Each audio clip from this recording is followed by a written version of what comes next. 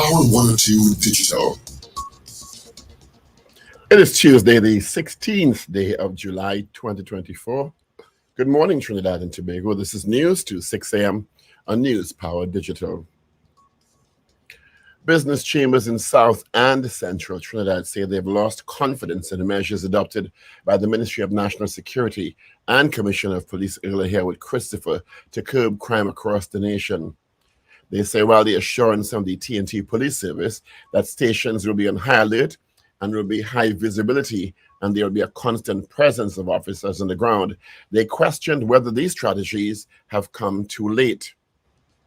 The chambers were responding to the surge in violent crime at the weekend, with 15 murders recorded on Sunday and 3 additional murders recorded yesterday, Monday.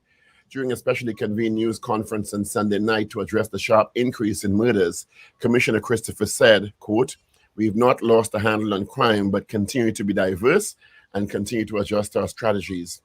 President of the San Fernando Area Chamber of Commerce, Kiran Singh, says there were also concerns to be addressed within the functioning of the TTPS. Many of the chamber heads added the time for talk has passed and the country needs decisive action that restores confidence and ensures the safety and prosperity of the business community and nation at large. Meanwhile, Commissioner of Police earlier Harold Christopher said certain leads are being pursued by the police relating to recent murders in the country. Reports say between Friday and Monday, 18 persons were killed. Commissioner of Police Harewood said her officers are confident certain leads will result in the arrests and convictions of those responsible for the crimes. Prime Minister Dr. Keith Rowley has slammed statements made by former Police Commissioner Gary Griffith, which he said can undermine several high-profile criminal matters, and is seeking legal advice on the matter. The Prime Minister, while speaking at the People's National Movement San Fernando West 51st Constituency Conference, said recent comments from former Commissioner Griffith could influence cases including Lifesport, Estate Management and Development Company Limited, EMBD, and the Vincent Nelson matter.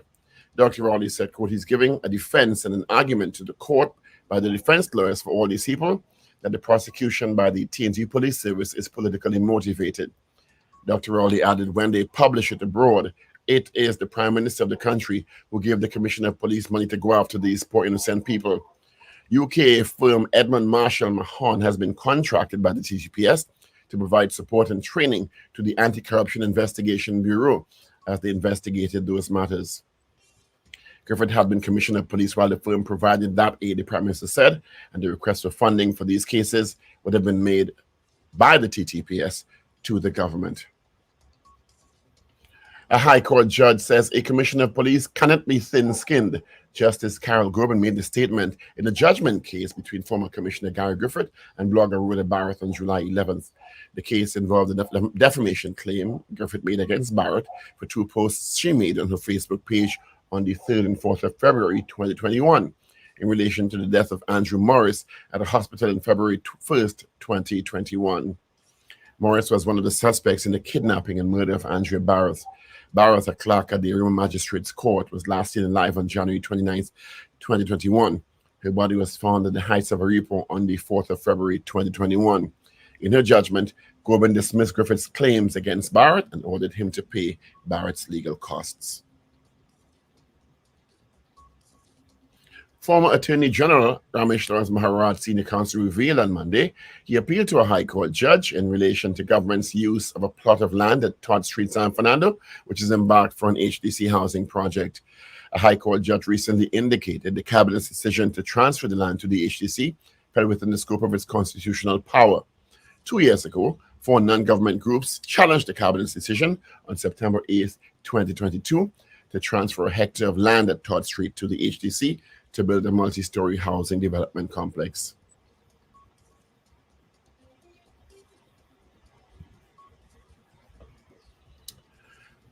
In news of the region, 50 ranks of the Guyana Defense Force are in Grenada to help with the rebuilding efforts in both countries following the devastation caused by Hurricane Beryl. The soldiers gathered at the GFD base camp on Friday, where President Irfan Ali, who is the Commander-in-Chief of the Armed Forces of Guyana, engaged them. President Ali highlighted that these troops will be tasked with rebuilding key government offices in particular. And finally, former President Donald Trump named J.D. Vance, the senator from Ohio, to be his running mate and vice president candidate if he returns to the White House. Vance was once a Trump critic. However, he's since become one of the candidate's most trusted defenders on Capitol Hill and in the media. And that is news to 6 a.m. right here on News Power Digital. We'll have major news coming your way at 7 a.m. Good morning.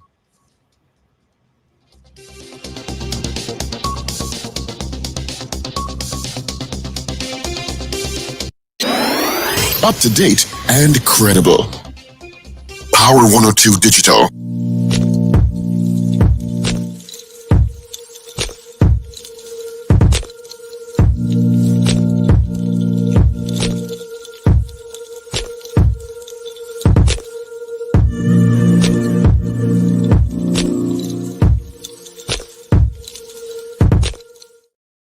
It is Tuesday, the 16th day of July. Thank you so much for joining us on the Power Breakfast Show on Power 102 Digital. It's all about the hours this morning. We just heard from Dr. Paul Richards. We'll hear from Richard Ragoobarsingh. We got Ruben and Shane in the mix. Of course, my name is Steve Khan. All right. It is, let's see, let me just check it out here. 25 degrees and fair at Piarco International Airport. 27 with a little rain out at Crown Point in our beautiful sister Isle of Tobago. What the Met Office is saying our weather is going to be like for today. Let's see. I didn't open it up before, so I'll open it up now. Has it been updated? No. All right. No, not since 4:16 yesterday afternoon. Good morning to you, Pablo. What's happening? Good morning, Steve. Good morning, everyone. Hope all is well. Yep. Yeah. All is well. Wonderful. Let's say good morning. Going out to a few people on Facebook and WhatsApp. A lot of messages as usual. Edwin Marshall, DJ Ray out in Delaware. Slick Money Grip, Wendy and James Ray out in West Palm Beach, Florida. Boy Badesi out in Debe. Got Celia in Valencia. Wayne Bennett in Covington, Georgia. D. Pierre, Ewart Rajpal, Marcia Rock in Orlando. Miss Ingrid in Tucson, Arizona. Josie Richardson, Gloria Gray, Carol Guevara, John Cato, Rena Budu Jennings, Randy Kelly, Bisnath Prasad, Michael Robinson in Yokohama, Japan, Evans David, Wayne Ramsey, Ian Lee out in London this morning. Sasha also out in London. Libu White out in Boston. Good morning. David Wares, and of course, Mrs. Wares. And of course, Mrs. R is up early. What? Your bed wet? On WhatsApp. Got a few people already. Let's see. I have Oliver, Man Warren, GNC Auto Security, Michael out in London. We got Dan Raj. We've got Big E out in Virginia. Yeah. And of course, we have Vincent out in Birmingham, UK. That's at WhatsApp at 3181021. Sankofa just got in. Carl M. Jack. Oh, look at messages popping up. Carl M. Jack. Let's see. Mo Gaines out in Aruka. Someone says, good morning, team. I don't know who it is. Put your name next to it. Roger. All right, Roger. There you go. Yeah. A lot of people logged on already, like Chris Toussaint, our correspondent out in Washington, D.C. Yeah. All right. So good morning to you. Thank you so much for joining us. What's going on in the news this morning? It's Amazon Prime Day.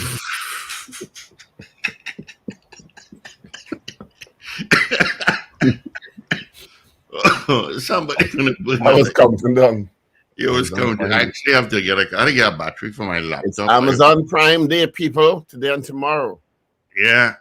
And they're saying get the deals as all right.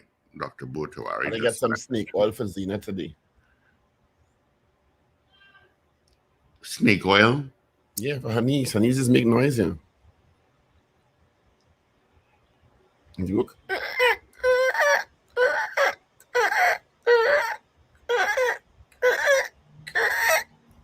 Sometimes, depending on what we're doing, it's a little noisy. I'm not saying a word. Just I'm thing. not saying a They got word. it on sale today. It's like $6 a bottle. So I'm buying about 4 bottles one time. $24. Well, money well spent. Money well spent. Mm-hmm. Speaking Sometimes, of, depending if it's raining, you got to put some on her neck too because the neck just get a little wet. well, we're supposed to get some rain today. As a couple of tropical waves are going to pass through. Let me see, Met Office has not updated it. Oh, no, it's not. By seeing the headlines this morning, the enough is enough on the headlines of the Trinidad Guardian this morning. 18 murders between Friday and Monday. 18. Is it? I had a short convo with somebody out in New York, and they were planning to come down for a little 2-week vacation, and they canceled the trip. Well, where they coming from? New York. They worry about ex-presidents getting shot? Yeah, they worried about crime. Okay. Yeah. Because, I mean, just like us here, we get the videos, they get the videos as well. They have their own circle, wherever they are. Well, the Chambers of Commerce have said that they're fed up. And as you said, enough is enough.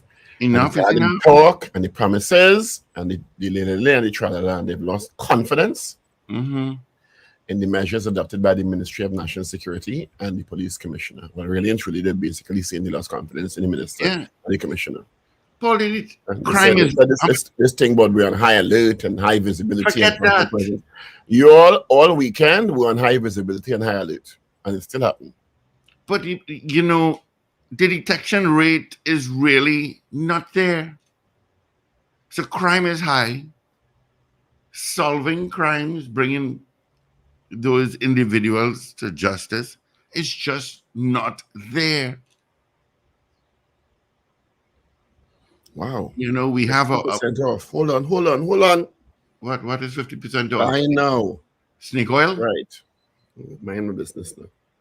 I'm minding a business. You could try. Snake oil? Folks, if you want snake oil, it's 50% off on Amazon on its Prime Day. I just give Colin Day one of two. I just give Colin $15. Oh. No, but I mean, the crime situation is ridiculous. We have a police commissioner that does not like to talk. I don't mind that she don't like to talk. I don't have a problem with that. My problem is no problem with that if she doesn't like to talk. But my problem is the detection rate. But makes sense in the job. Good morning to the man in New York who going to call and tell me I shouldn't be talking about this because on the Joint Select Committee National Security. Good morning one time.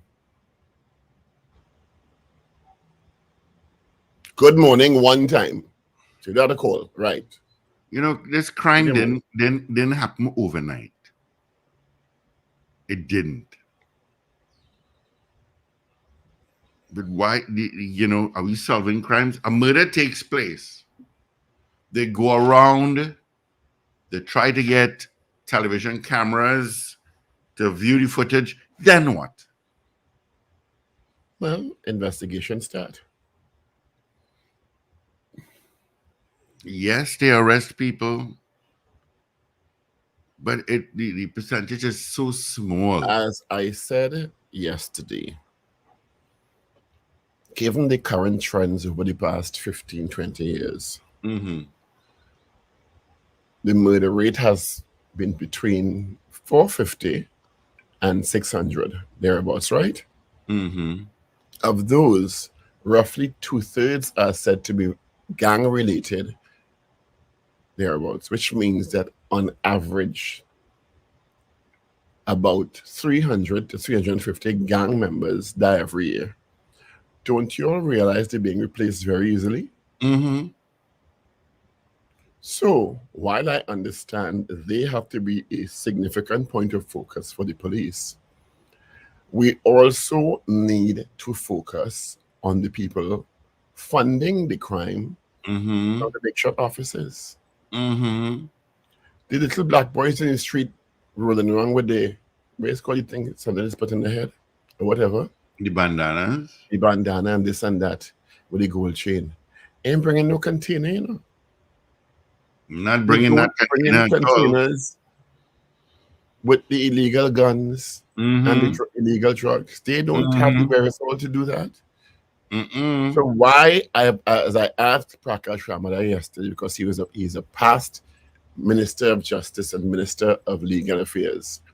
So he was in a prime position to answer the question. Why have we not heard in the last 15, 20 years? Because I ain't leaving this in the PNM lap alone, you know. I'm going all the way back. No, exactly. Why have we not heard that people, the big shots and them, who bring in the containers, have ever been arrested and charged for the illegal importation of illegal drugs and guns? Why? The people who have the name as the consignee on the containers. Why? Why? Explain it to me now. Who you know?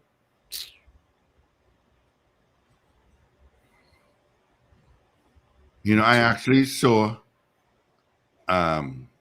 video footage from a dash cam when the guys pull up in a black SUV and open fire by Rituals in Kunapir. I saw another video from inside Rituals. Guys went and bought their beverage and decided to walk out, and I'm saying you can't even go for a little milkshake or coffee on a Sunday. On a Sunday. Am I a prisoner on my own? I don't even go. As I said before, I don't go to bars anymore.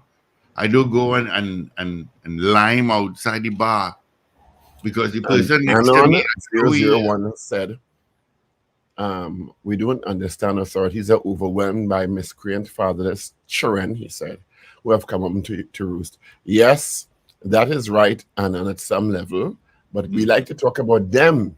Why are we not talking about the people in suit and tie who bring in the containers with illegal drugs and guns? We like to talk about them because they are not miscreant fatherless children. But it's easier to look at the little black boys alone. And I'm not saying that the police shouldn't focus on them, you know, by any means. I'm saying it is a one-sided approach that is going to be a no sustainable fruit. Because it's one-sided. Because it doesn't get to the core of the problem. And the core of the problem is Trinidad and Tobago is a drug transshipment point. We've heard this for decades. And who bringing in the drugs? Right. And the illegal guns? Just get drugs and there's get guns all the time, but a lot of the time in containers. We can't arrest because the person who we were waiting for this sting operation just never turned up because they were tipped off. And not only that, they don't follow. So let's say you bring a container of drug. You go to the port. Let the police watch the individual, follow them, see where they go in. But instead, they decide to go there, the guy runs off. How many times that happened? No, we have to check the way bill now. And very often they have the person sitting and then the person just say, I have no idea how that got in there. And where's the list of laden? Doesn't have that originally and blah, blah, blah. Let me tell you. Whatever it is, they need to get solutions. All this about high alert and high visibility, that's great. That should, to me, that was there all the time. I've said over and over, and you will bear me out. I see very high police visibility all the time. I have seen it for months. But people how many murders is that this weekend? 18? And let me tell you,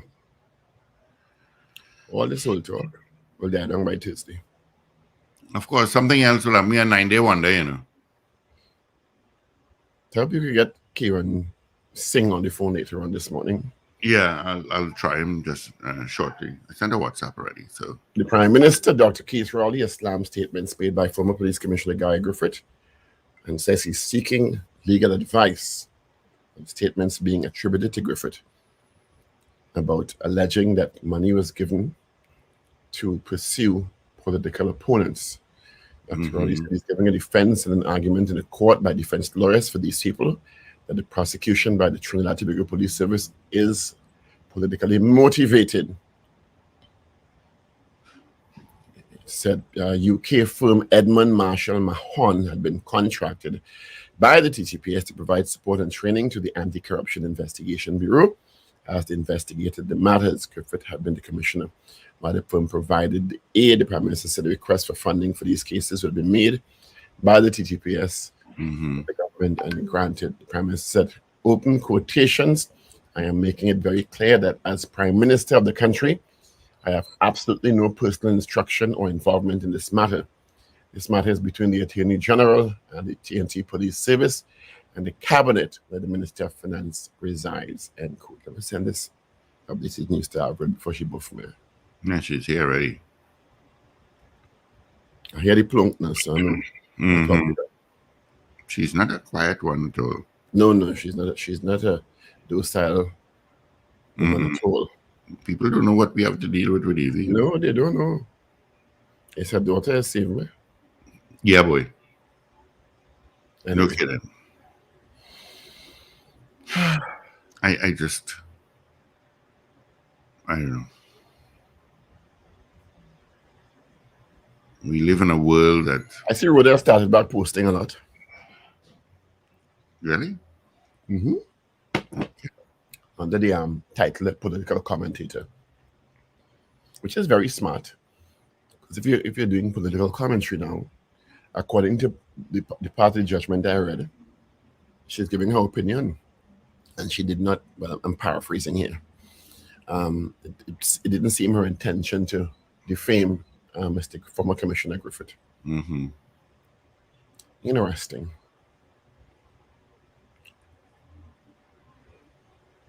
You know. Anyway. You know, I'm just going through the papers here, and it's like... Yes, really. She's a smelly rat. Folks, she's also one hell of a mako. Yeah. Well, she's monitoring the show. If we have a guest, so she can do the news. She's doing a job. You know. Anyway. Should I say that, boy? Go ahead. It's your opinion. Say that. As a political commentator. Go ahead. Go ahead, Paul. Stress on the word political. Well, I mean, I'd say that. I just have to be so mindful. Donald Trump has named a VP running mate. What's his name? Vern something? J.D. Vance. Vance. The Ohio senator, Republican senator. He's conservative. He was once a big Trump critic. And, well, I don't know, poor Tim Scott, he must be licking his wounds after he kissed all that goober smoosher. Trump didn't name him. Mm-hmm. The black one who said slavery was a good thing. slavery was good for people. Or something like that. Yeah. So now Trump, I think he's supposed to speak at one of the Republican National Conventions today. He came out yesterday with a bandage on his ear, fist pumping. Yeah. I'm gonna tell you something. I thought he's going to beat Biden before, but I'm convinced now. That you'll be, yeah, boy. Democrats have a tough battle on their hands. Mm-hmm. I see also here that the individual that was picked to lead WASA died. Yes, what was that about? From Zimbabwe, I think it is. Very weird. Very strange. Condolences to his family. Mm-hmm. And now see Ragoobarsingh there. So jump. Anxiety kicking. Yes. Good morning, Ragoobarsingh. Sorry about Good morning. Good morning, guys. And good morning Morning, to Church. and viewers wherever you are. I was now about to send you a message. Between you and I, well, I have pure PTSD. Yes.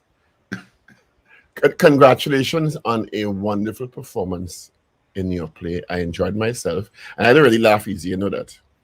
We know that. As, because I sometimes I see the lines coming. So, but I think that the play was a very good play. I gave him an 8 out of 10 yesterday, which I don't usually do. And I think a lot of it, not putting a slight at any of your colleagues on stage, you were exceptional. I don't know how you have a voice after that, because it's a very physical role, very vocal role, where you're shouting a lot in character, and I don't know how you have a voice through that and after that. I also loved Leslie Ann Levine. The others are coming along. Leslie Ann is fantastic. One of a kind. Yeah, she's just so natural in her role. But I guess the experience shows. And I think you were born to play a drunk man. Maybe you've had some practice. No, I'm very observant. No. So you've had no practice being a drunk man. I'm observant. Okay, you observe it yourself. But it was very enjoyable, and should I give them a little taste when it comes back? What? The part where the audience participates. I wouldn't let it out the back because I don't want to be a spoiler. Oh no, but I mean it's closed until I think where you all. I really enjoyed how you all put in this wait. By the third or fourth time, the audience is part and parcel with you. So it was very enjoyable. It's a fun play to do. I mean, I think the actors have fun on stage. And I think the set was beautiful. The only thing with Central Bank, Napa, I don't really like. And this is just so that there can be an improvement, is the food sales in front. Need to get a little more sophisticated. But I wasn't on stage. Yeah. But it was really good. Congratulations. Thanks a lot, Paul. Thanks a lot. I'm glad I went. We've been nagging it to go for long as well. Yeah, I think it's a great de-stressor for people. Yes, it is. And the audience, certainly, people left buzzing after. You know, many people enjoy this. It spills out into when they're leaving. Yeah. And they were talking, so they had a good time. Anyway, back to reality. I'm glad that you made it out of the weekend alive. Yeah, so many people died. 18 people didn't. It was crazy. It was madness. But not to worry. Crazy. But I saw that on high alert, and there'll be high visibility. I saw yesterday people in fatigue who I presume to be members of the Trinidad and Tobago Defense Force accompanying some police officers in Port of Spain on patrol. So I guess that's been going on for a while. Yeah. But I saw the Commissioner of Police. She held a press conference concerning the whole issue because she saying how they're going to ramp up visibility. They're on red alert or whatever it is. It wasn't visibility ramped up before. We heard all of that before, Richard. But I mean, many times they don't have press conferences on it. So obviously it was serious enough for them to have one. Concerning the entire, the amount of people that would have been murdered over that weekend, it was crazy. Yeah, Paul said what, 18? Well, after Sunday midnight it was 15, and then there was 3 more murders yesterday. So City Gate and something else and something in. It was somewhere in Kunupia at a Pizza Hut or something. Yeah, Pizza Boy. In the car park. Yeah. It was crazy. It's crazy, and I think what they're saying is that war on gangs. They were relating, in a sense. I don't know if you saw that press conference with the commissioner, but she seemed to infer that because they were making headway in dismantling gangs' infrastructure, this was part of the chaos out of that. It seemed as if there was an inference to that. She didn't say that directly, but there was an inference to it. And that it's basically an all-out war on gangs. But the country has been fed up a couple of years now. But shall we open the phone lines that our wonderful listeners and viewers contribute? Of course we can. So 222-TALK, 222-8255. North Americans, 866-525-1099. The lines are now open. Also, the 222-TALK. Penny and Rudy is coming back, and it's very good. So I'm going to try to see that on this weekend also. It's ridiculous 6, I think. Ridiculous 6.5. Yeah. 6.5. Yeah, that's good too. I saw that. I saw they named it after Steve.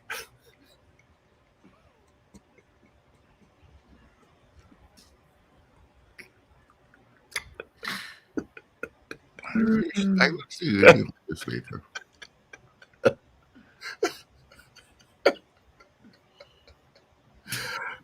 Well, it can be ridiculous 4.5. I so.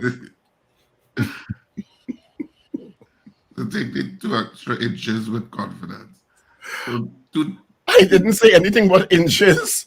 But you put inches in there. Where inches come from? but I'm just assuming. I'd be assuming wrong. The There was no 4.5. This is after you went shopping measurement for. nomenclature, sir. This is after you went shopping for snake oil at 50% off on Amazon for Zena. Amazon Prime Day, which is in tomorrow. I know it starts today, that's all. Yeah. Yeah. And I've already given Carl some money for the morning. Good morning, caller. Hello.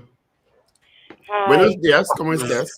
Good morning, gentlemen. Morning, my love. Your ears ringing. I was calling already when I heard my name calling, but you didn't answer me. Oh, you didn't hear what Paul said on the sounds that your knee makes? I heard it very Okay. early. That's why I was trying to get you very early. I'm glorious from when they call you, you're bound to come. I heard about snake oil and getting whatnot on Amazon and whatnot and how click, click, click, click, click. I hear the noise and all. I say here now, you know, when you hear my voice, when only I hear my voice for a day, all it does really miss it.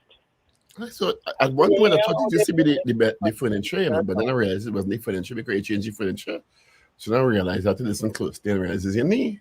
Okay. Oh Lord, you're good, yes. It's a good thing you went and get some laughs this weekend. You say you don't laugh easily. I don't think that's a correct statement. Look, this next one. Many a morning, what you do there is laugh. Let me give you all a quote. Smile. Let me give you all a quotation from one of our valued listeners. Open quotation. Morning, Anan 001. We follow American culture even though we claim to be poor and hungry, but we speak about Amazon Prime Day, traveling like it's 1999. Trinidad? What? Let him Not get too sure what I mean. Oh, God, no. Oh, God. Thank you for your feedback. But Trini's are shopaholics.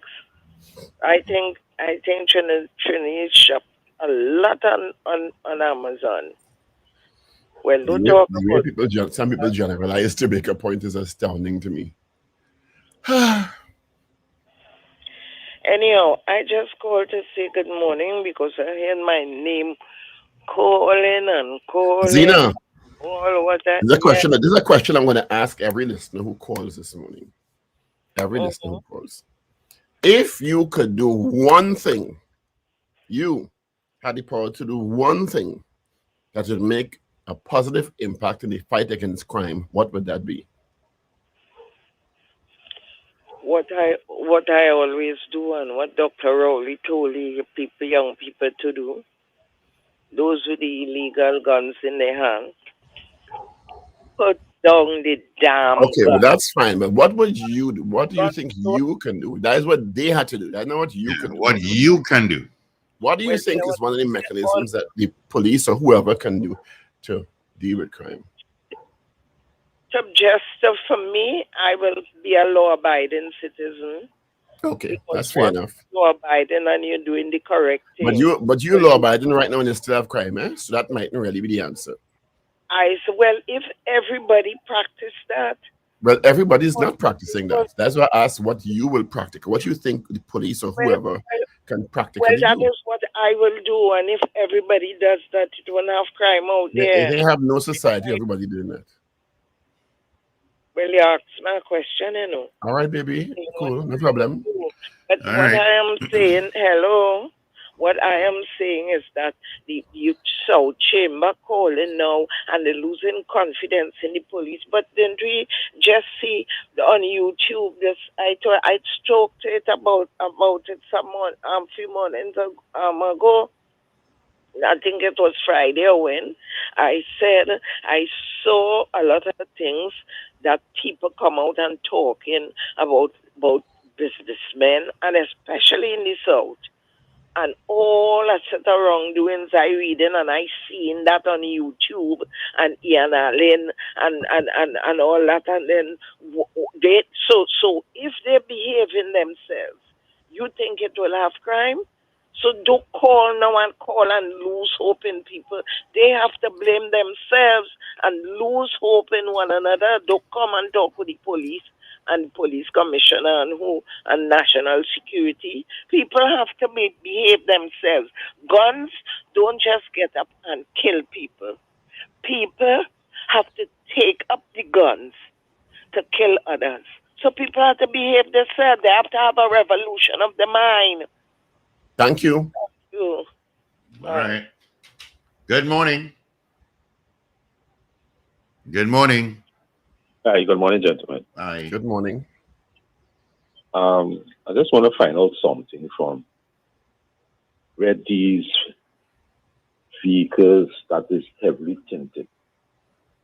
What is the transport and the police doing about these people with these heavily tinted vehicles?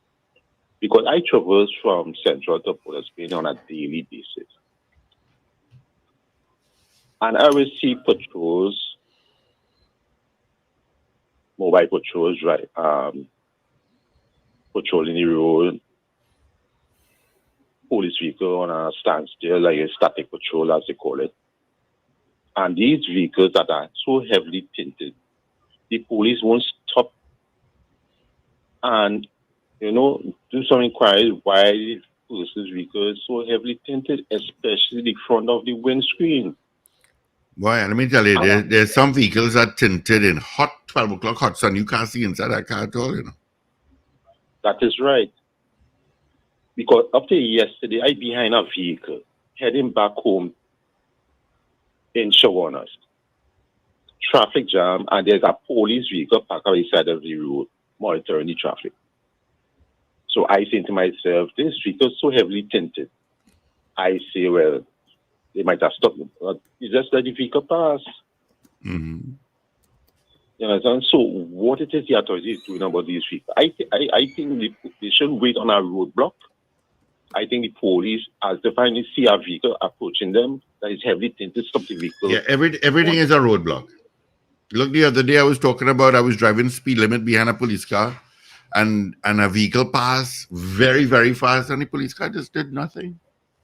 Well, up to this morning and all too, I come into work this morning again, and a vehicle, the person driving a vehicle so erratic, it had to be out of the ordinary, right? And there's a police vehicle parked up right on the beacon there. Oh yeah, I saw that. Yeah. And I could call the vehicle. It's a blue Toyota, a blue Toyota vehicle. I can't remember the name of the vehicle. I know it's a Toyota vehicle. Yeah, and they park up there with the lights on, so you're seeing this miles away. Oh, like a police up there. I'll behave myself when I reach. Yeah, they're just there. Nothing doing. Our policing, I find, is quite archaic. And you're right with the tint and police cars, but as far as I know, that the licensing officer is in the process of getting the tint meters so they can start working on that. That's what I was told. How long That should have been ready all about now. All how you turn, you just seen vehicles heavily tinted in front of the windscreen and all too. If they say, listen, in order to curb crime, take off all tint from all vehicles, I have no problem. No, because a car that is heavily tinted, let's say they grab Richard and they grab Paul. No, let's not say that. Let's not say that, but let's use that as an example. And Why? the both of them in the Why car, did they grab Steve? they grabbed me. And they yelling, help, help. Nobody could see. Yeah, but the thing is, Steve, they are bringing in the tints and selling it. So how are you curbing that Yeah. when they're importing it? Have a good day, Boy. gentlemen. All right, buddy. All the best here. Good morning. Hola. Good morning, gentlemen. Morning. Morning. How you guys? Listen, first of all, I really am sorry to hear about what's going on down there in Trinidad with this. It's kind of still unbelievable. I can't remember any time back in history, in my lifetime, where so many people got killed or murdered from any kind of crime in Trinidad or any country in the Caribbean, like what happened this weekend. So, and to answer that question, you said you're going to act as one. The first thing I think that if there's only one thing I would do if I was in charge of Trinidad, first of all, seek outside help. Seek outside help. And what we need to do, and the way you start doing that, let's look at a country that is about 5,000 times bigger than Trinidad that had a problem like that, Mexico, and what Mexico did to curb their problem. That's all you got to do. Mexico, as big as it is, got outside help. And they took drastic measures, and you have to fight fire with fire. It's ridiculous. You know? But also, next thing I'd like to say, you all have a program there on Mondays, and it's a form of, that's the best way I can say it. It's a form of therapy, and I really wish that you all could do it many more days in a week with Sir Charles, my colleague, my I should say colleague, my former schoolmate.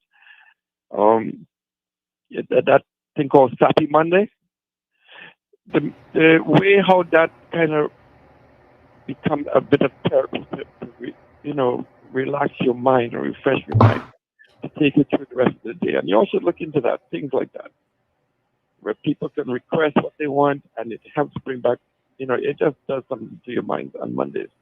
Mm. And All I right. think y'all are a station where people can look, man. You're a powerhouse. Y'all is one of the best stations out there in the morning, man. Y'all have a great day. All right, Captain Ron. Thank you. One more call before we go to headlines. Good morning. Yes, good morning, gentlemen. Good morning. Yes, first I want to apologize for my analogy yesterday. It wasn't satisfactory to you, gentlemen. I want to apologize for that. I accept it. I don't want to sound sexist, but somehow I get the feeling that this crime thing is not a woman's job, No, it's not That is a sexist statement. Well, yes, I know it. So you can't say you don't want to sound sexist and then make a sexist statement. All right, okay, but you see, it seemed to need a more a kind of approach, a different kind of approach of a male to really deal with this, and not any male to it, because it has certain people with certain ways that they can't. I don't think the way crime reach here now. I think we need some real tough going at it to really deal with the crime, because I mean it what else? And I asked a question just now to Ms. Zina. What would you do to deal with crime? But what else you could do, boy? I mean, the way it reach here now, what ordinary citizens, what we could do? We need something, a kind of KGB approach or something to deal with it, because when people run in front of the police stations, shoot people broad daylight, don't care. I mean, what else are you going to do with that? How our government put in legislation? What you have is a runaway train. You have to derail it. You can't build a station now. You can't go to train people from school coming now. to train them to get a better society to deal with this now. You have to really train right now. So I don't know. I don't know how we're dealing with it. But gentlemen, All right. good. And lastly, Mr. Richards, did you make any headway with Mr. Winnie? Not yet. All right. Try, please. I really would like to hear his comments. Okay, gentlemen, thanks. Have a good day. Thank you. Richard, you have papers? No, I don't this morning. Sorry. All right. It's Tuesday, the 16th of July. Let's start with the Trinidad, the Daily Express. President, don't lose hope. Lamenting the spate of killings in the past weekend, President Christine Kangaloo yesterday discouraged citizens from losing hope. She launched a PAN Academy at President's House, which I think is a great initiative. Blows for Hines and Euler. Criminologists critical of police and crime response. Chambers, time for talk done. Trucker slain in ambush, murder tool racist to 323. Venezuelan migrant knifed to death. Policewoman sells iPhone for $5,100 and receives $20 from buyer who flees with the phone. And the alleged perpetrator was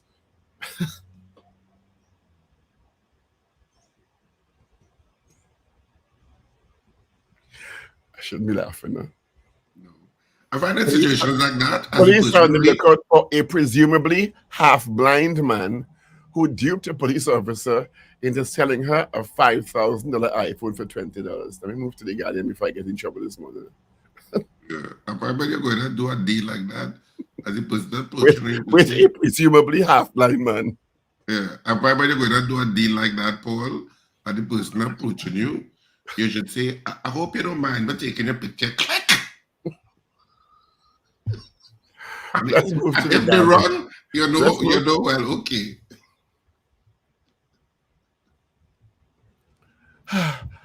Guardian, business leaders call for immediate action in response to worrying crime. Man to get state compensation after being beaten, falsely charged by cops. Relatives call for lifeguards at Belandra Beach after man drowns. Government opposition must come together to find a solution to crime. The front page of the Guardian states, enough is enough. Stakeholders fed up, call for immediate action on crime. Expect increased police visibility. Maxi and Taxi Association scared after 2 members killed. Kangaloo at President's Camp, steel pan a pathway out of darkness. Pastor Dutton says it's hard to fight crime in lawless, corrupt TNT. And Belmont family ready to flee after killing. Flee TNT after killing. Let's move to the Newsday now. 3 more murders bring weekend total to 18. Murdered ride-share driver's mother. Youths don't value life. Murder victims' families warn, don't lime with gangsters. Judge, police commissioners cannot be thin-skinned. MP Rodney Charles mourns murdered cousin Shaquem Charles. President launches PAN camp at President's House. MP Rambali hits PNM and UNC on crime. And missing taxi driver found dead in Grandy. CARICOM plans are set for reparation justice. So those are some of the trending stories in your 3 dailies online for today, Tuesday, the 16th of July, 2024. All righty. Thank you so much, Paul. All right. It is 10 minutes before the hour of 7 o'clock. Let's get the results of our morning poll that we asked you yesterday.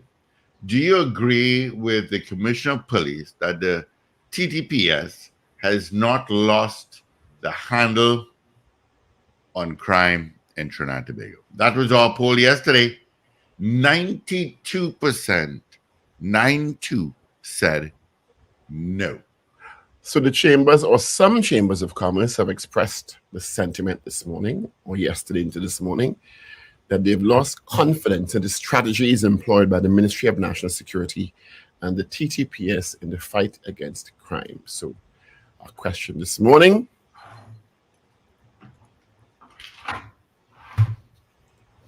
All right, There it gotta is. read it. On your screen.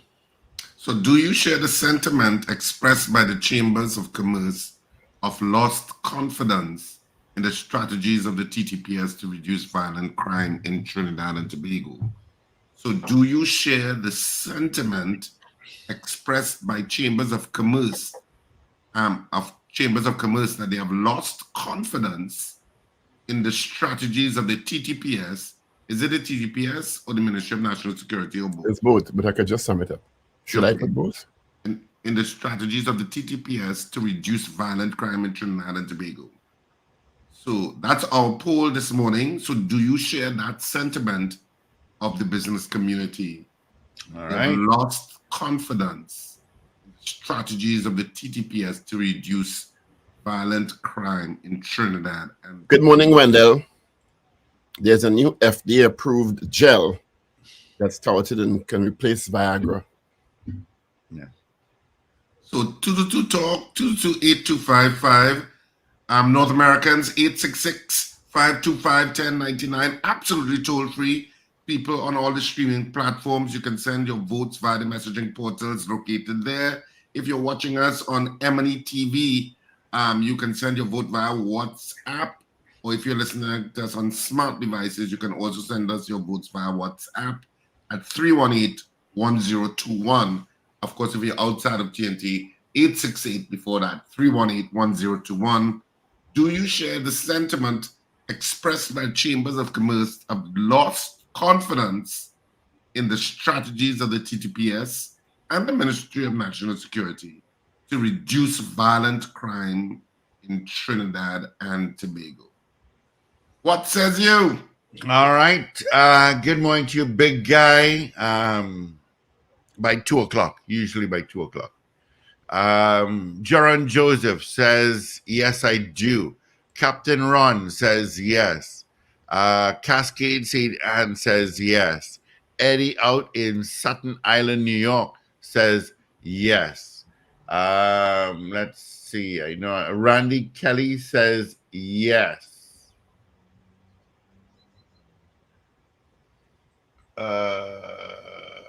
Calvin Mahabia says yes. Ooh, Carl M. Jack says yes. Slick Money Grip, no. Keith Visasa, yes. Michael Robinson, yes. All right, let's grab these calls. Good morning. Good morning again. Paul, why Yes, you ma'am. calling Wendell to notify him about that cream? Tell all the men. Because I care about him. Hell no. To the poll. I don't. No to the poll. Thank you. Good morning. Good morning. This is Nemesis. My vote will be hell yes. All right, thank you. Let's see. CJ New York says yes. Wayne Bennett, yes. Keegan Barrett, yes. Anthony Tinter in Ontario, Canada says yes. David Wes says yes, yes, hell yes. Miss Ingrid in Tucson, Arizona, yes to the poll. Julia S. Batiste, yes. Augustine Vialva, yes. Mrs. R says no. Alistair Hart says yes. Let's see. Alistair Hart says what? Yes. Yes. Okay. Anderson says yes. Vianney says no. Okay, let's check WhatsApp a little bit. Somebody says yes, yes, yes to the poll. Jason in Port of Spain says yes. Let's see. Kadeem Khan Jr. says yes. Do you share the sentiments expressed by the Chamber of Commerce that they have lost confidence in the strategies of the TDPS to reduce violent crimes in TNT? That is our poll. Do you share the sentiment? Yes or no? Good morning. 222 talk 222-8255, North Americans 866-525-1099. People on the web and the streaming platform, send your votes there. And of course, you can also send us your votes via WhatsApp at 318-1021. If you need a code, 868 before that. 318-1021. All right. Good morning, caller. Good morning, gentlemen. This is yes. All righty. Thank you. Esther says yes. Cheryl Henry, yes. DL, yes. All right. As we head up to our 7 o'clock major news with EV.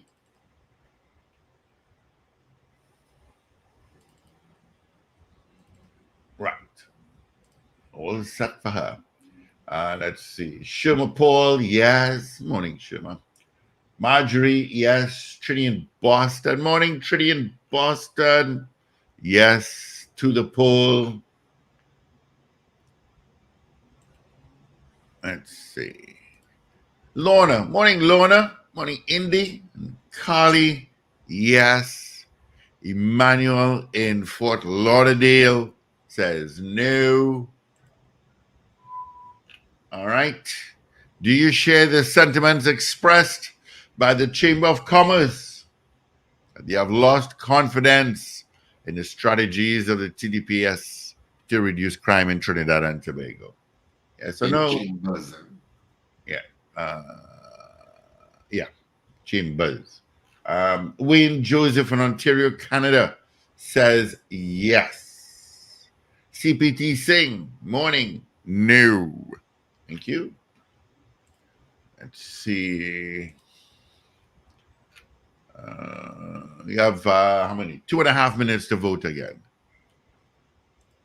So do you share the sentiment expressed by the Chambers of Commerce of lost confidence in the strategies of the TTPS to reduce violent crime in Trinidad and Tobago?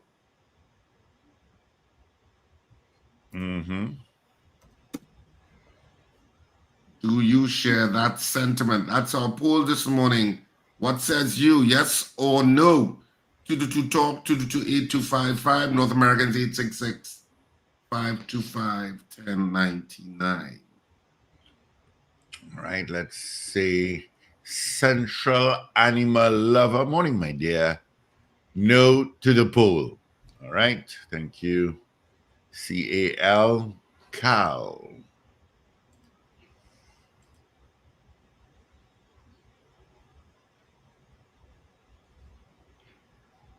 So do you share the sentiment expressed by the Chambers of Commerce of lost confidence in the strategies of the TTPS to reduce violent crime in Trinidad and Tobago? That is our poll this morning. Do you share that sentiment? Yes or no? Good morning, caller. Yes, I have. Yes, you have. All right, thank you. Before we head up towards our 7 o'clock major news, AV's already in. Okay, Roger Sewing guy. Yes. I've got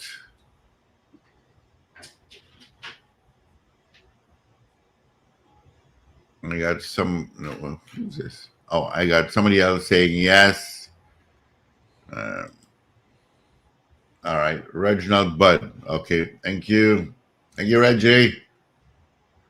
Let's see, any more coming up here?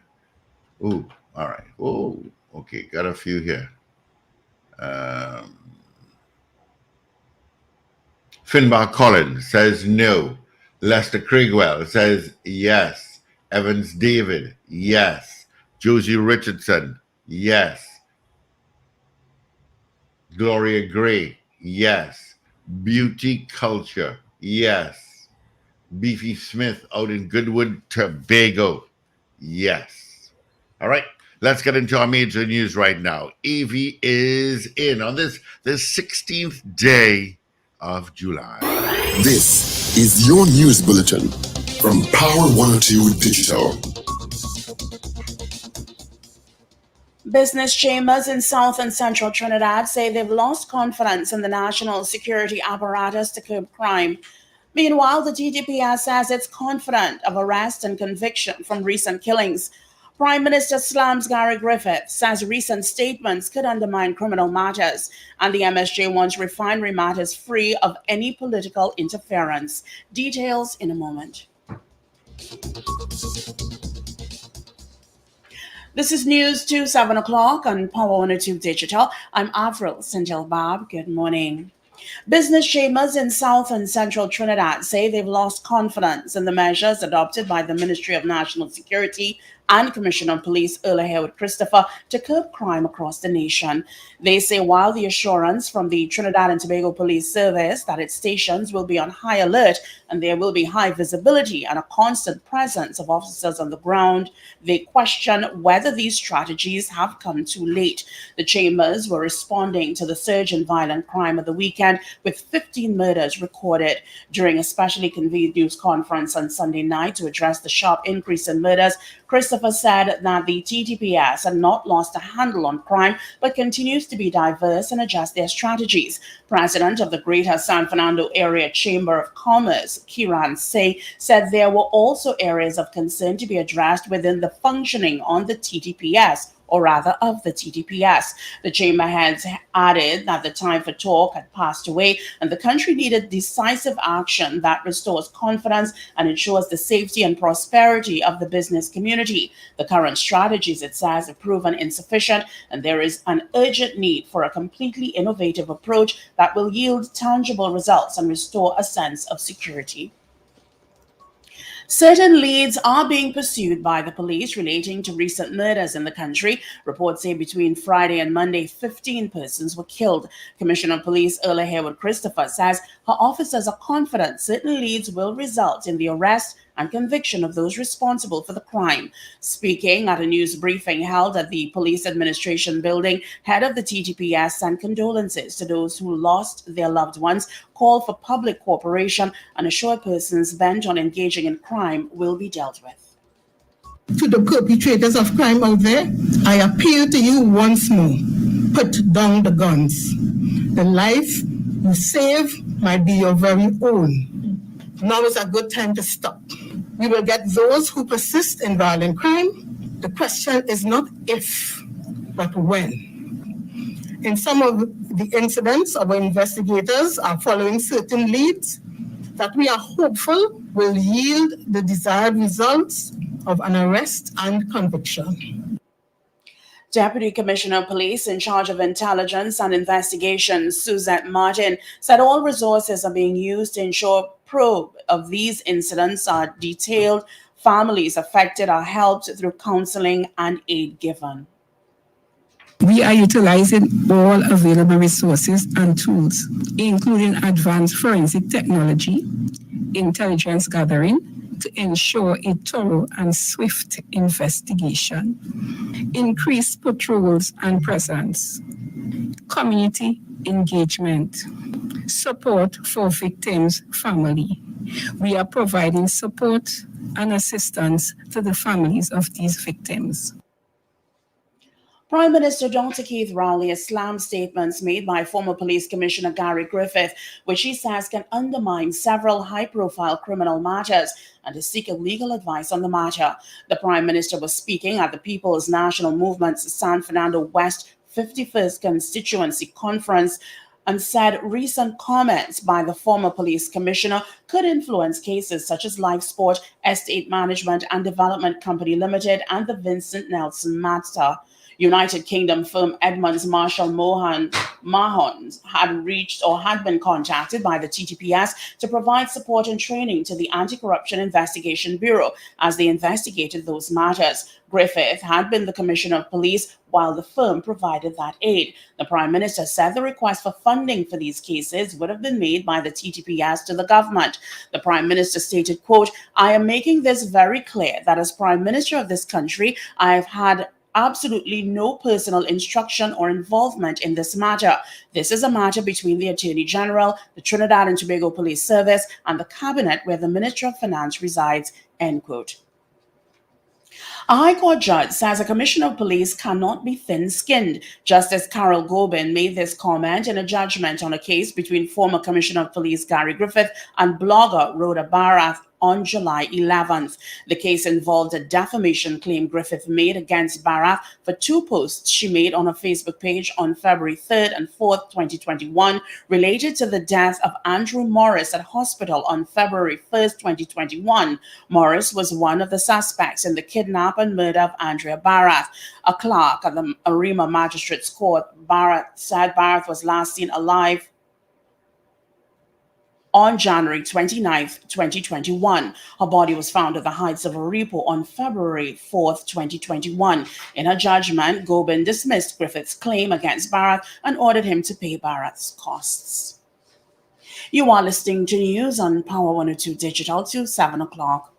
All should be done to ensure the process relating to the Point-a-Pear refinery remains free of any political interference or tarnished in any way. This is one of the points put forward by political leader of the Movement for Social Justice, David Abdullah. He says at each stage of the process, the arrangements should be transparent and maintain accountability. Abdullah said following due process gives them more credibility and creates proper governance. He said matters pertaining to the bid or lease of the refinery must be done in such a way where the systems created to facilitate these aspects are allowed to do its work.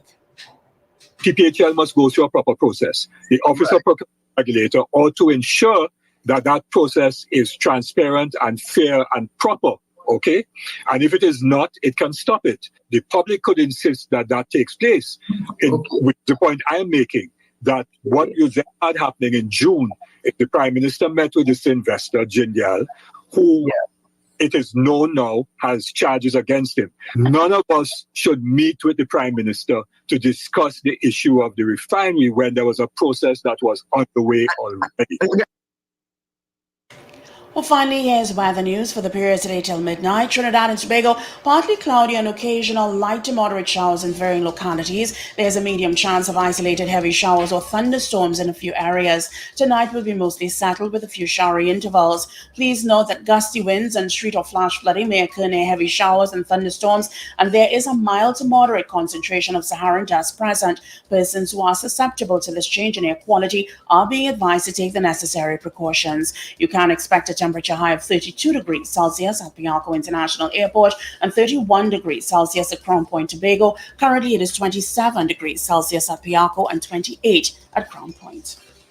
Recapping your headlines to 7 o'clock, business chambers in South and Central Trinidad say they've lost confidence in the national security apparatus to curb crime. Meanwhile, the TTPS says it's confident of arrest and conviction from recent killings.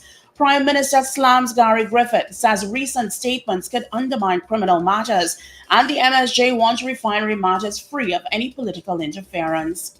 I'm Avril Sintelbad. That was news to 7 o'clock on Power 102 Digital. Look out for more news in detail at 12 noon and an update coming up at 8 o'clock this morning. For more details, log on to power102fm.com.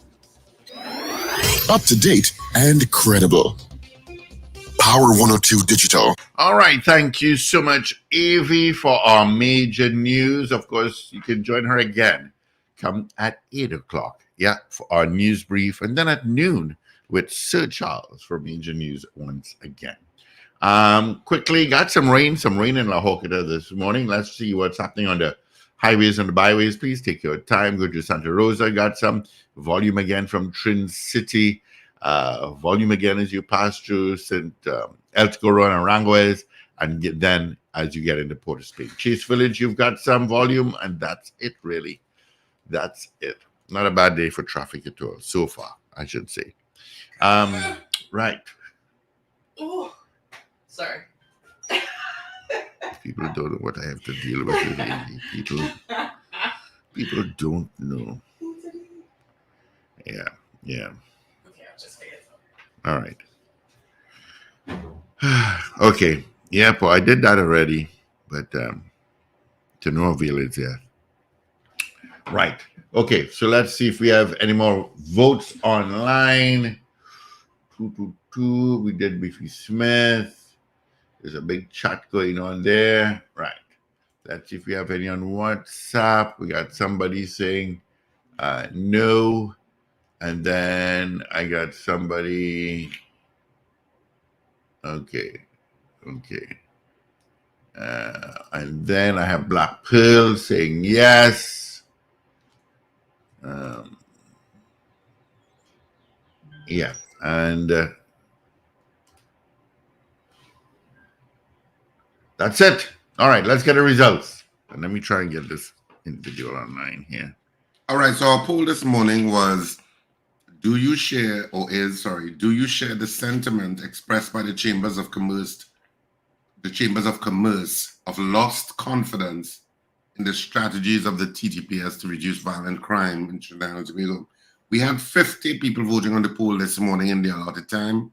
Of the 50 people voting, 41 of you said yes, you agree with the sentiment of the Chambers of Commerce, and 9 of you said no. So the yeses, by a vast majority this morning, agree with the Chambers of Commerce that they have lost confidence in the strategies of the TTPS to reduce violent crime in Trinidad and Tobago. Mm-hmm. I think at this stage, these statements make no difference. People want to see results. They want to see arrests and charges being laid. It's as simple as that. And if they don't see that in a quick time, well, the words just don't mean anything at this point. And that's why I say detection rate is so low.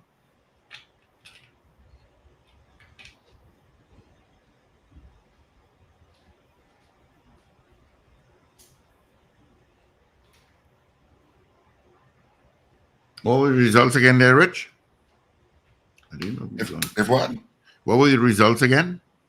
41-9. 41 people saying yes. They agree with the Chamber. 9 people saying no, for a total of 50 people voting in the allotted time this morning.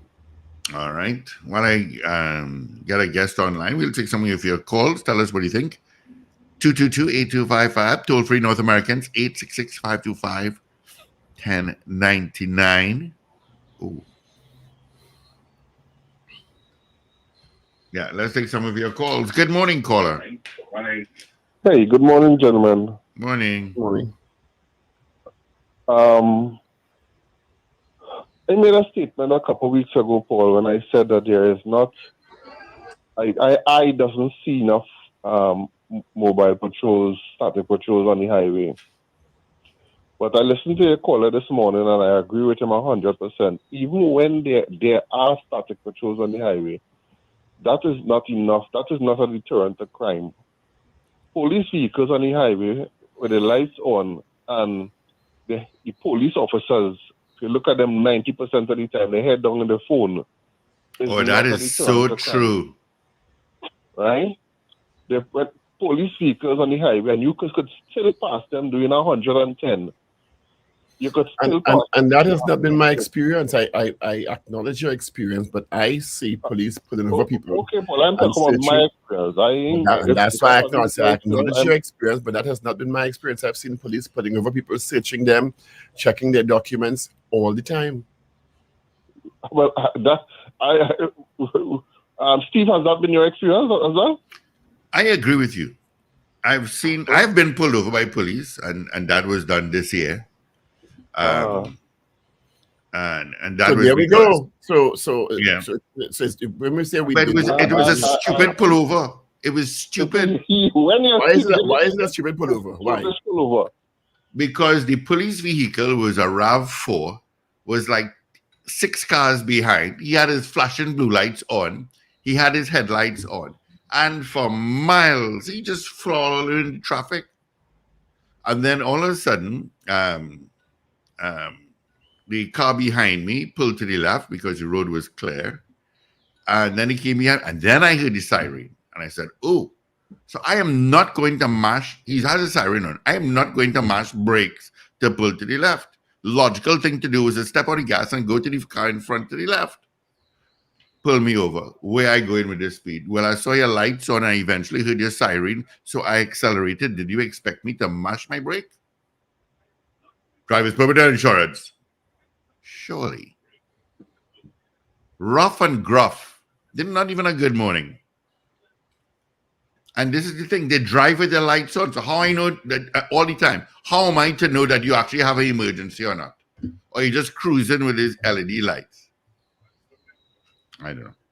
And speaking to that, I remember Gary Griffith made us to justify this lights on, made a statement that the NYPD does move with the lights on all the time. And I heard that is not true. Nobody challenging this man on that statement.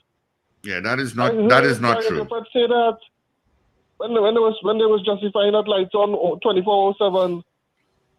Yeah, the reason was visibility. But the man jumping over a wall to go and rob somebody's house will see those lights miles away. And just wait. When they pass, they're gone. I can continue. Right? Nobody's answering my messages.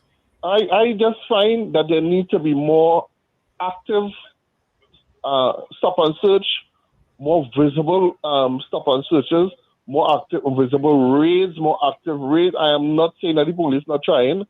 I know for a fact that some of the police are working and trying, but they need better marketing. I listened to the police commissioner just now, and she definitely sounded more confident. She just used one word there that I didn't like. What did she say? She said they are hopeful to get results. And I feel the commissioner don't need to be using words like hopeful. You understand? She should have used they are confident that they would yield results. That's it. Have a good morning, gentlemen. Mrs. English, you know. Hello. Good morning. Good morning, guys. Well, if Gary Griffith said that about the New York police, I had to make a call and ask. I say, wait, but I've been in the United States many times and I never see the NYPD police officers with no lights on, but I still called to verify it. I said, I don't know if it changed. What nonsense. Well, boy, if he really said that, the statement the Prime Minister made yesterday about him, he's very correct. Let me tell you something. You see what Steve Khan said there just now? This is what people do now. I am not saying the police officers don't be out there charging, stopping people. But you know what a lot of people like to do? You see what Steve Khan said just now?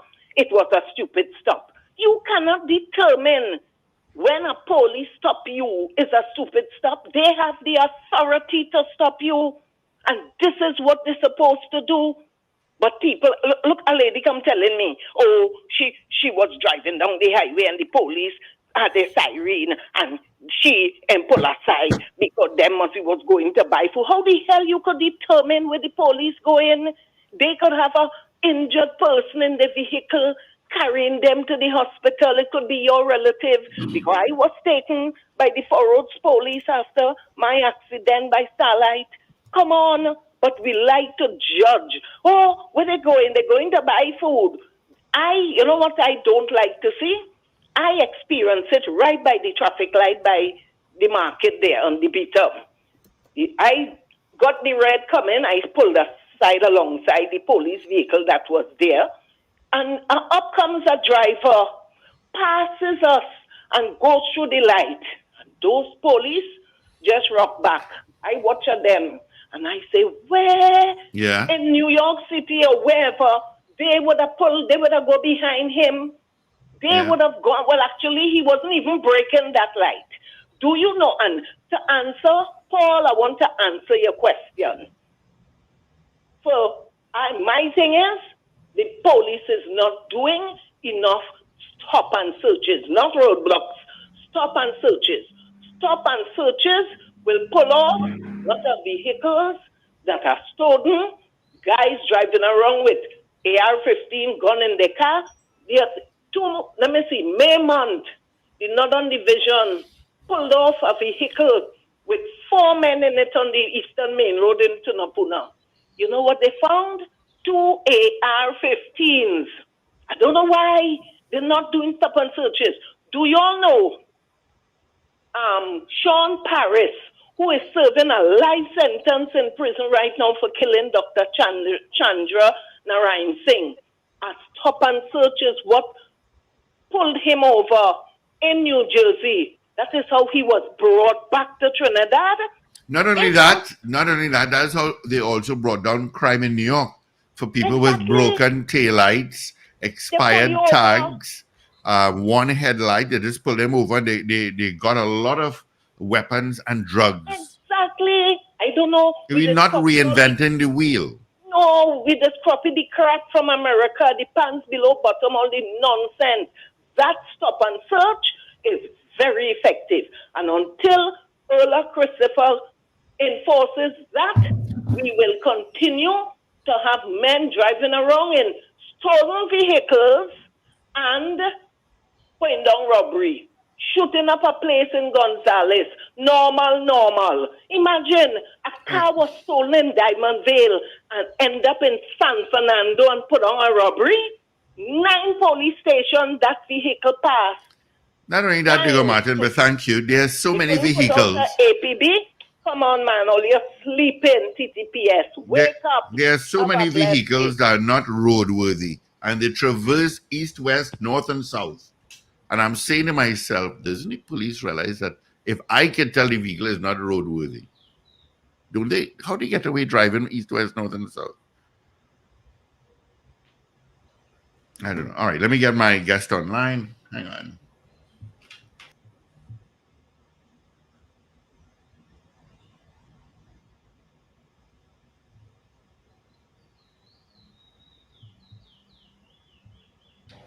Since you all were having a moment of silence. Well, to respond to your motions, you know.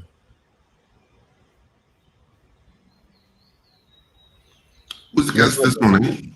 Kiran Singh, President of the San Fernando Greater Chamber of Commerce. Yep, and he's online. Mr. Singh, good morning and welcome. Good morning. Thanks for being on your show. Yeah, thank you for taking my call. Good morning, Kiran. Thank you for joining us this morning. So we have Dr. Paul Richards and Richard Ragoobarsingh. Sorry. Good morning. The Express or newspapers or the Guardian, one of them reporting that they spoke to several chamber heads, including yourself, who expressed loss in confidence in the strategies employed by the TTPS and the Ministry of National Security. Would that be a correct and accurate attribution? Well, we're very concerned. The business community has been expressing concern and worry over the escalating murder rate, especially. Crime is apparently out of control, and when we look at the statistics, it has affected South Trinidad. Normally, South Trinidad remains somewhat isolated from the serious crime rate, but over the weekend we had a murder of a businesswoman outside South Park by Toyota there. And of course, it sent shockwaves throughout the southern business community, and we continue to remain alarmed and wondering what is the TTPS doing in terms of quelling the crime rate and increasing their detection rate, which is abysmal to say the least. The chamber, I know the chamber in South, the divisional heads came before JC recently and said that they had been working closely with the South Chamber and other chambers. Have you been having those kinds of meetings with the divisional heads with a view to whether it's increased patrols or employing other strategies to minimize the effect on the business community and the wider national population?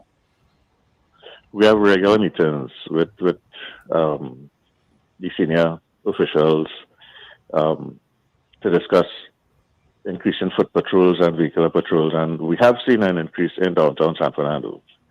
And that, of course, the crime is at bay, the criminals remain there, but we have other infiltrations into senior citizens' homes and business owners who are seen as soft targets.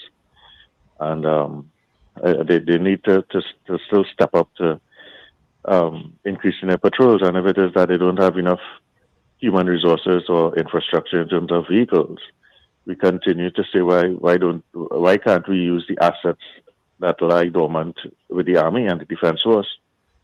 We were given assurances leading up to Christmas 2023 that the Army would be assisting the police in terms of strengthening the force of patrols, and that did continue up to Carnival, and we were told that it would continue after Carnival. If it is that the TTPS doesn't have enough resources, and call out the other defense agencies that we have in this country and put them to use, because we are severely under threat from the criminal element in this country, and it continues. It is crazy in a country of 1.4 million people where so many people have been murdered by the day, literally, and we have already surpassed last year's murder rate. What is going to happen? Are we going to see another record murder rate for this year? One of the recent pilot projects occurred in Tunapuna, where the Tunapuna Business Chamber and Business Community would have partnered with the TTPS in terms of the technological infrastructure, allowing the TTPS access to CCTV cameras from private business owners. Is that, and they'd indicated that project was a pilot project and would be a rollout in other areas in the country. Is that something that's active in San Fernando, or are you pursuing something like that? We have ongoing discussions with the Tunapuna Chamber of Commerce as to how that mechanism was rolled out, and we're certainly engaging in that process to see how we can bring that to South Trinidad and effect it in a very timely manner, so that we can have added. So in your discussions with the police divisional heads, you have not had those discussions, because I understand that the conversation with the Tunapuna Business Chamber is a productive one, but the police in Tunapuna are part of the same TTPS that service San Fernando. So I'm surprised that they are not collaborating at that level to bring the information, the technology, and the mechanisms to you through the police. Is that kind of surprising to me? Well, we have some challenges that we have to overcome, but I'm sure that it will like happen. what? Like, for example, if you can share, what kind of challenges? Sometimes with having the meetings, when we have the meetings, that we, I think the bureaucratic process needs to be reviewed in terms of getting things done from a state agency point of view, so that it can happen faster rather than the length of time it takes for anything to happen. And we normally have to see some unfortunate event happen before we can see corrective action taking place. And hopefully this last weekend, what happened in this country, that some of them can wake up and let's be more proactive to make this happen in a short time. It's kind of bewildering that one police division can accomplish it pretty efficiently, and another is there are bureaucratic roadblocks, which is what you seem to be suggesting. And it's sometimes is it more of a personality issue mystery, rather than bureaucratic? I don't think it's personality. I think that there needs to be some continuity in the persons that lead the different divisions, and to have good relations with the business community. And we seem to have a pretty good relationship in San Fernando in terms of when we meet, we discuss all the strategies, they share information with us. But we keep saying they need to be more proactive as opposed to reactive, which unfortunately seems to be the case throughout the country, not only in San Fernando. And we really want to impress upon the TTPS and municipal police that they need to work together to stem the crime before we become a statistic like the rest of Central Trinidad, Eastern Trinidad, Northeast, Port of Spain, where these criminals are running rampant throughout not only business community but the residential neighborhood, and people feel very unsafe and uncomfortable in these surroundings. Does the San Fernando Business Chamber have any opinion with regard to the lack of helicopter air support in terms of the national security infrastructure, because the police service does say that they have drones and they use drones for whatever they use drones for. But in terms of, because in North America, air support is a crucial part of the security infrastructure in cities. Is that a conversation that the San Fernando Business Chamber has with the TTPS? So it's not something that comes up? Yes, of course. Of course. We have on several occasions raised the issue of using drone technology. We understand the helicopters might be prohibitive from an expense point of view, maybe the human resource aspect. And that's why we continue to question the utilization of the assets of the Defense Force. Surely they have assets that air surveillance, air patrols that can be utilized. And in the short term, drone technology is very easy to get, and of course is inexpensive when relatively speaking about helicopter use and so on. And while we're waiting on that, certainly the drone technology could be used to apprehend the criminals in a faster time. We should have these things at a moment's notice to be up in the air. San Fernando is not that difficult an area to patrol, because we know where the entrances and exits are. And these criminals, they use guns. Where are the guns coming from? Where's the ammunition for the guns? How are these youths being trained to use a submachine gun? This is not a toy gun. This is not a pellet gun. It is a very sophisticated weapon. It requires training. It requires experience. These guys are being trained somewhere. They can't, if they're not working, how could they afford to be in possession of a weapon of that costs so much money? And the other side to that is that are you satisfied with what is being done at the ports of Trinidad and Tobago in terms of dealing with persons who may or may not be in your membership, who may be involved also in bringing in the illegal guns in containers? Well, there are obviously unscrupulous business persons who are guilty of in that illegal trade. It is obviously coming in the majority through the ports. When we thought it was coming in through south of the border, when the police did apprehend through their raids containers and barrels, and they found very sophisticated weapons with ammunition, it spoke to the question that is coming from north of the country. And we were told that the port scanners, which were inoperational, were working. And if they working, then there shouldn't be any illegal type of item coming into the country. Customs is a law unto themselves. We remember it was just a couple short years ago when a business person was bringing in pornographic materials, and they took them to task. They weren't allowed to bring that in. How did they find that?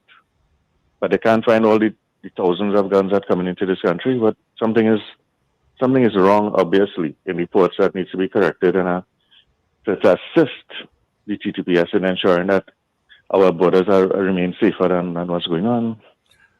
One of the questions people ask is, with regard these containers, where on the occasion that illegal guns are found in them, that there is a consignee name attached to that container. Is that not so? So what could be the trail, of course? What could be the gap in that person? Because I don't know if you have investigated this process before. In that person whose name is attached to that container, when a cache of illegal guns is found, is being prosecuted, is it that they can say, well, I don't know how it get in there, it must be getting there at the port of embarkation? What do you think is the gap where that, because that always confuses me, because all these containers have a name, I don't know what the official name is, attached to them. I'm very aware of the process. Most business people have, and that is a mystery to me too, and to those of us in the business community. And I'm sure a lot of people who are involved in business would be aware of the shipment process. You need to provide forms of identification. if the shipment costs more than $5,000, you have to provide a certified check. There's no credit card, have nothing about ATM or anything like that. So how come they can't find the people who import the container? And when they import it and the containers are sealed, they're locked. If that seal is broken, you can be charged. So why is customs not utilizing their powers to track down when the container comes? Who is the owner of the container? Somebody has to answer somewhere. So how the guns are getting into the container? Maybe they're using the powers for other reasons. Mr. Singh, how much would a weekend like what we just experienced directly impact business operations? I know security costs have gone up for businesses already.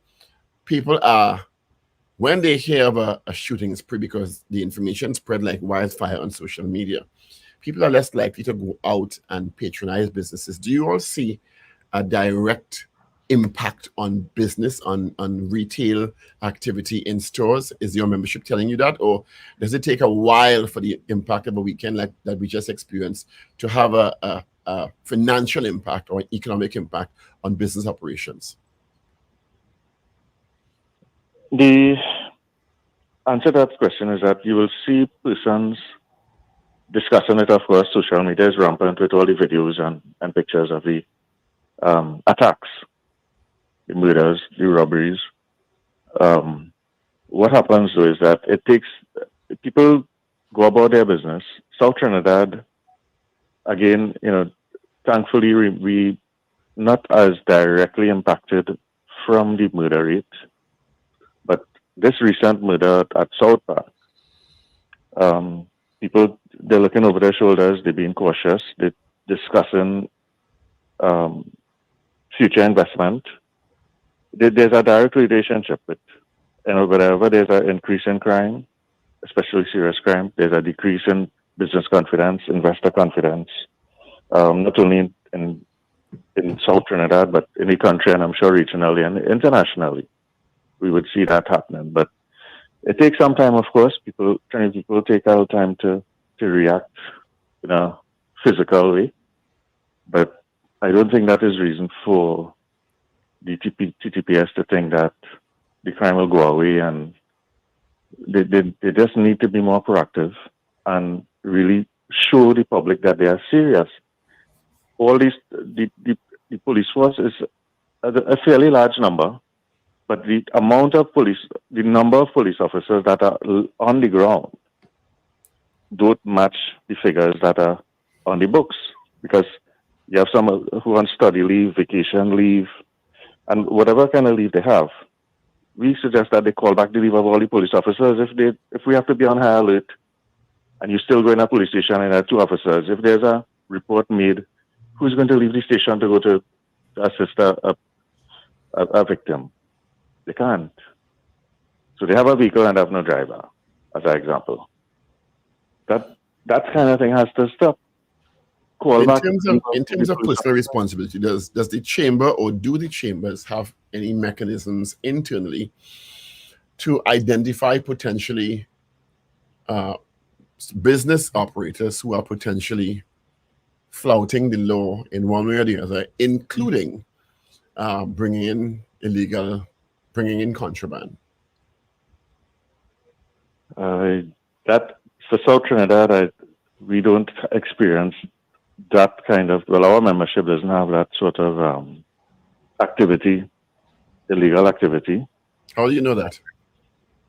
Well, to my knowing.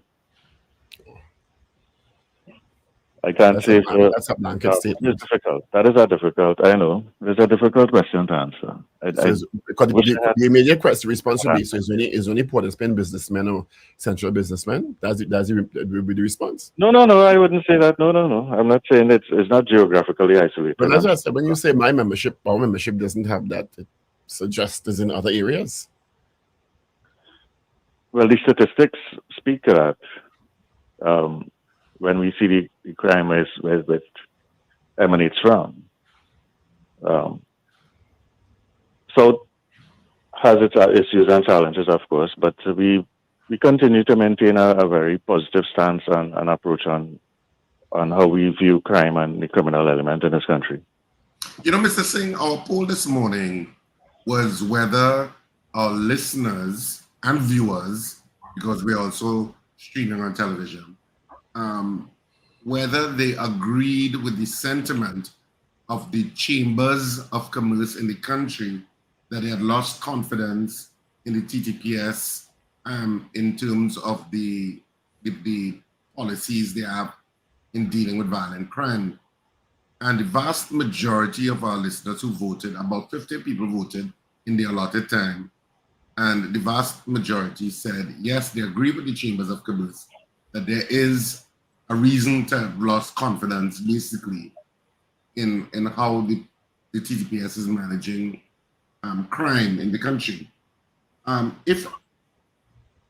Paul had asked one or two of our callers if you could give one solution or one suggestion to the national security infrastructure about that you think would help, and what would it be? I wanted to ask you that question. If you can make one suggestion to improve the issue of safety in our national security infrastructure, what would that suggestion be? In addition to your suggestion earlier on of joint army police patrols, I know you suggested that earlier on. Yeah, that's one suggestion.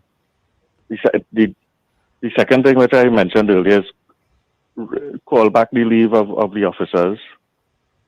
If we're on high alert, we need all hands on deck, as they say. We need to show the public that they're really serious about fighting crime. They need to increase their detection rate and get them before the court system so they can pay the price for their crime, because youths obviously think that they have no respect for the security camera or security guards, and they're not wearing any masks. They don't care. You see the number plates of their vehicles. Where's the cybercrime unit? Where's the CID? All these detectives that they have. Where's the work that they're supposed to be doing to ensure that the criminals are brought to justice? These units have to be more proactive, and the senior police, the administration of the police, have to really demonstrate to the public that they are serious about fighting crime, and show and for it to be happening, you have to see it happening, and we're not seeing that police force. If they're on high alert, I didn't see any increase in numbers yesterday. And does your membership supply CCTV footage to the police when there are crimes committed for identification of potential perpetrators? All the time. And what's usually the response if you have? Well, they take it and they analyze it and send it to whichever department does deal with that. But it is readily available. They do come to the owner. But does the membership get feedback with the police? If I send the footage, unfortunately, a robbery occurs in my business place today, I send the footage tomorrow. Is there a feedback loop to say, well, thank you for the footage, in 3 weeks or 5 weeks or 2 months, we found the perpetrator, thank you, or X, Y, and Z? Is there that kind of interchange? Finding the perpetrator, we're not sure about that, but they certainly are very polite and yes, thank you for your assistance, and we will, they work on it assiduously. No, I think what Paul is asking is if they update you of what happened after you get the footage. Yes, they do. Yeah, they do. Yeah. I wouldn't say it's always successful, but they do update us, definitely. All right, well, I don't know. Something different has to be done, because what has been employed does not seem to be either bearing fruit or sustainable. I hear you about calling out people on leave, but that's just unsustainable in the medium to long term, because I just don't think people could be on constant non-leave to deal with the crime situation. I know it's an immediate situation and traumatic, but I don't know that's the long-term answer. Well, the gang warfare system is certainly out of control. Well, as I said earlier on, Mr. Singh, part of the issue with the gang warfare, and I've said this over and over again, and I'll continue to say it, is we replace, and I'm using the word replace in a very callous manner, so I apologize, gang members who die at the 300, if there's 600 murders, 400 of that is supposed gang members. And they are not the ones who have the resources to bring in containers with illegal guns and drugs. Well, I've been saying that too. So no one seems to be able Asking to or are unwilling to deal with that side of it for some reason in this country. I've been asking that question for years. Where is it coming from? We know where it's coming from. Is if we know who bringing it in and they're being arrested and charged. We know where it's coming from. It's coming from all over the place. But it's coming through here primarily through legal ports. It is. The police has proven that to us. Yes, and who bringing the containers?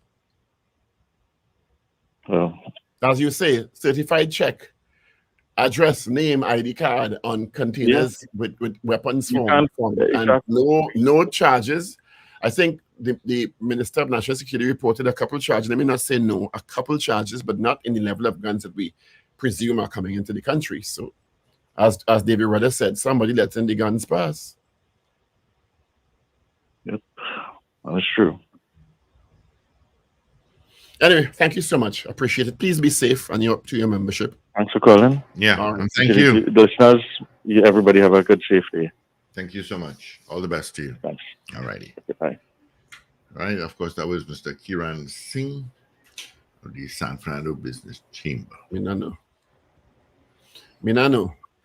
222 talk. He said, that's not my membership.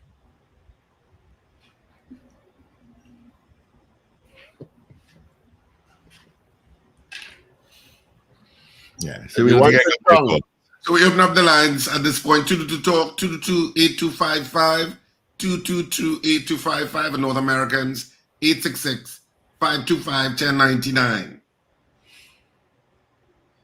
Yeah. These are numbers directly into our studio. We'll take some of your calls right now.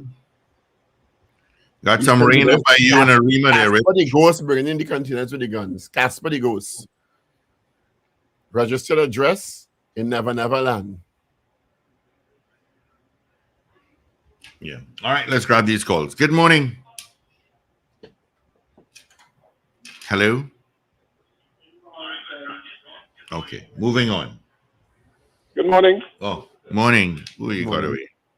As the former chamber, sorry, not former, as the chamber head just recently said, you're not seeing that degree of urgency and presence of the police to reflect a situation of emergency that we are really in. Okay, I don't know. I mean, the current government likes to talk about politics being played by the opposition, but I cannot help but think that politics is also being played by the current administration. I find there is too much talk for a small island like this. Okay, what is happening with our control central command center? Okay, that recent triple murder in Kunopie. In a serious country, you would have already had a helicopter up in the air tracking those guys and blocking off several streets in this country. This island too small for this nonsense to be going on. Certainly, we're on track for another 600. I'm highly disappointed with what is happening in this country, and certainly, I feel this country is just on autopilot. Thank you. You know what astounded me? There was a really well-covered announcement recently about the progress made in Tunapuna through the collaboration with the GPS and the business community and the CCTV camera system. Remember that? Yeah, So much so that they actually identified an illegal CCTV system and shut it down. And the big announcement, well, this is a successful project and we're going to roll it out across the country and it's coming, For the chamber head to tell us this morning, well, it's a little bureaucratic and it's take long. But we haven't did anything with regard to the cameras they found in Tunapuna, the illegal cameras that were mounted. So the police, never head in Tunapuna, spearhead a successful project. And he not talking to the divisional head in San Fernando how he do it and how to implement it. That's why I say that's bewildering. Or not. No, I mean, how can Morning, I? gentlemen. Good morning. Morning. Yeah, morning to you. Good program. I think the situation requires the police to intensify the operations, particularly the surveillance. I mean, we have porous borders. I am sure ammunition and drugs still coming in. Of course. Are there any patrols 1, 2 o'clock in the morning? You know what I mean? That is vulnerable still. The surveillance, we heard that there are 7 gangs involved in those last shootings over there. Where are those gangs operating from? Right here in Trinidad. What kind of surveillance we do? We have intelligence-led operations. So we identify the gangs. We should know where they're looking. They have to move from point A to B. They have to call each other. That point about the vehicles on the road tinted. Most of those little shootings now was Little Ring Road, heavily tinted. What is being done? And these are things I think need to intensify the surveillance. If you have a target, you have to pursue him. He has to live somewhere. He has to move from A to B. So you can have so much gangs, and we're not pursuing them one by one. You know what I mean? So I think that's what we need to intensify. Operations, surveillance. Thank you, gentlemen. Thank you. Good morning. Good morning. Good morning, gentlemen. Morning. Good morning. I am tired hearing about vehicles, buy vehicles, pull out more people on the job, take out retirees, and all this other nonsense. Is you have people out there when the police catch them, they've been in and out for 26 times.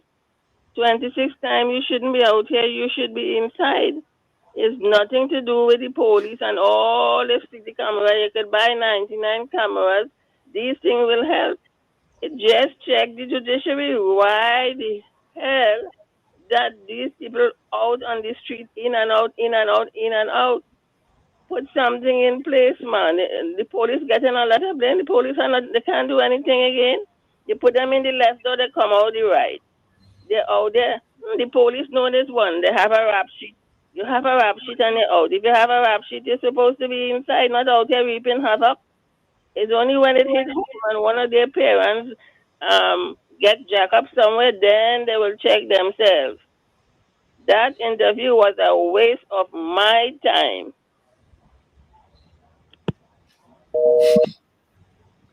Sorry, morning. we apologize if we wasted your time. Good morning. Gentlemen, again. Hi. Good morning, We morning. wouldn't waste your time again. Y'all said something earlier on this morning. It's not the guys, the young guys with whatever on the street as part of the only problem in Trinidad and Tobago. It's people who can afford to do these things. But like I said, seek outside help and see how other countries who had a worse, Mexico had a worse, we all know this. They had a terrible situation. And how did they bring it to curb it? Just go there and get help, outside help. Study and see what they do. And see all who is involved. And, you know, and that thing I said this morning earlier on with the program yesterday, I did a thing. I wouldn't say which room. I played the station in a room with a bunch of people, and about 2/3 of the people came and asked me, "What station was this?" I think people right now, they were not even Caribbean people; they were American, or wherever they're from, and they just love that program. And I think somebody, whoever's in charge, should look into that, do something. That's such an important thing. It helps. You know, as I said, it's like therapy to your mind in the morning when you hear something like that, and the way it's done, you can make a request and hear what you want to hear. And y'all should look into that. You guys have a good day and be safe down there.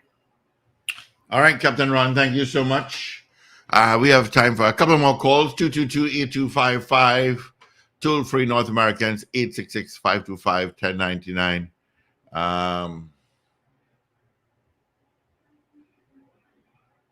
Yeah.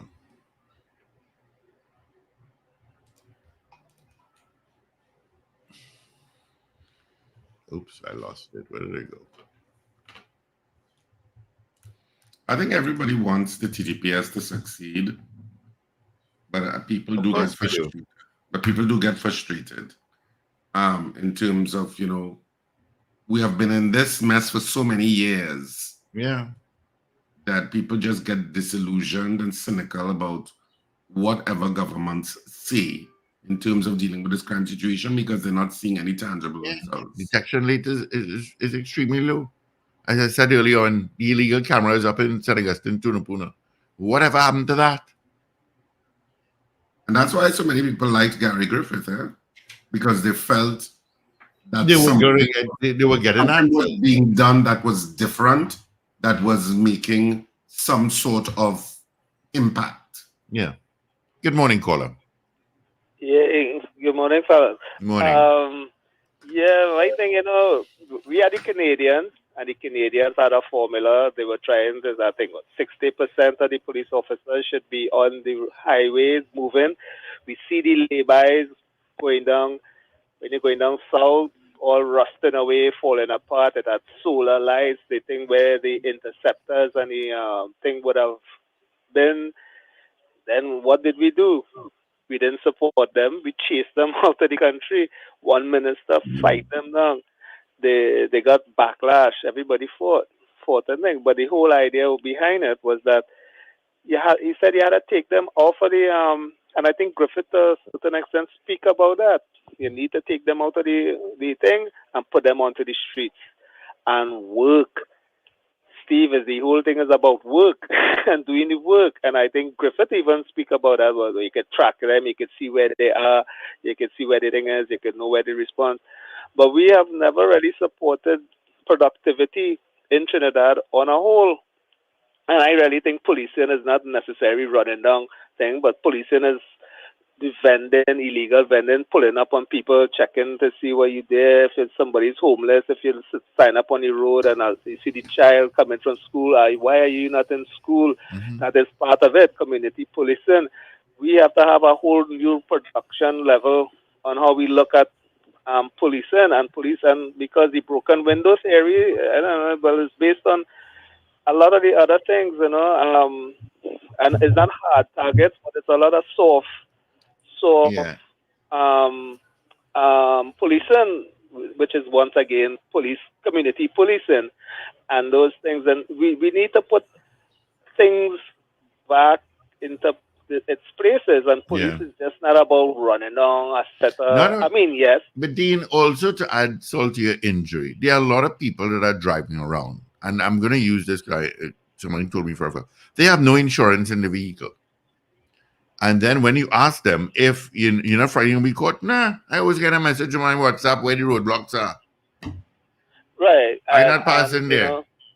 And Captain Hero speaks about those things, about the whole, how a lot of the criminal activity is done by doing favors. This narco trafficking, doing a favor for a friend, so pushing the paper up and moving it. So the bureaucracy of, the friend and the favor thing, right?